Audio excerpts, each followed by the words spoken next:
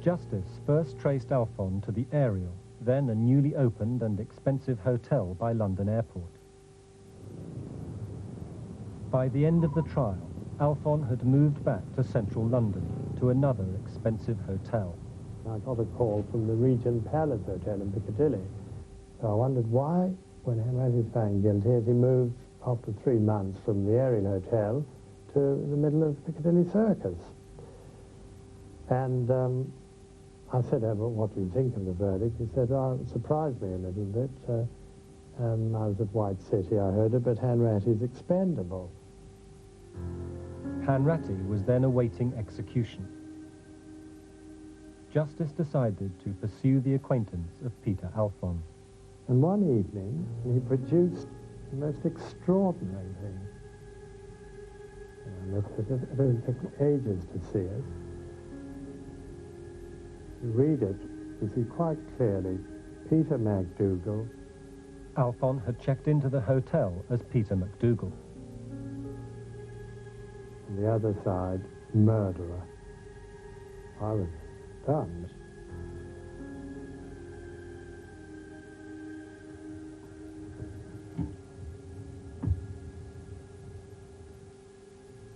Peter Alphon, the original suspect, appeared to be making a veiled confession to the A6 murder. What were his movements around August the 22nd, 1961? In the evening after the Morris Minor was abandoned in East London, Alphon checked into the Alexandra Court Hotel in Finsbury Park.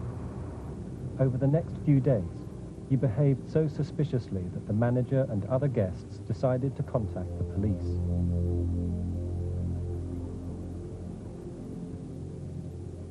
According to a witness statement never previously disclosed, one guest thought that Alphon must be in hiding. Police records confirm that Alphon had again used a false name, and that they planned to examine his clothing and check his movements.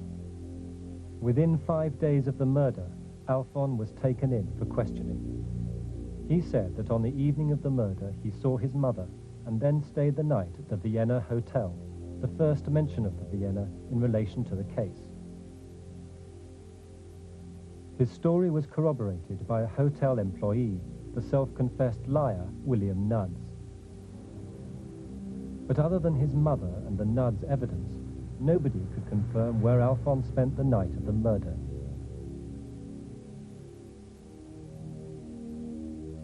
The hotel manager, Juliana Galves, first saw him in his room the following morning, at 11:45 a.m. Alphon's mother was visited by Superintendent Acott. The new documents proved that Mrs. Alphon did not confirm the alibi. She did not know on which of 3 evenings she had seen her son. Alphon's alibi now depended on William Nudds. Nudds was taken to Scotland Yard. Now he too said he hadn't seen Alphon until the morning after the murder. That day, Superintendent Acott publicly named Peter Alphon as the man wanted in connection with the A6 murder. Bob Acott was convinced that Alphon was the man. No doubt in his mind at all.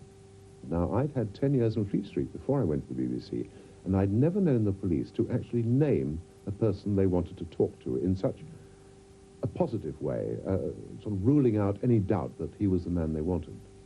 In the middle of the night, Alphon walked into Scotland Yard. Acott returned immediately and interrogated him until 5:15 in the morning. The following day, Alphon was put on an identity parade before Valerie Story. It was then that she picked out not Alphon, but the innocent RAF corporal, and was left in tears. Alphon was set free.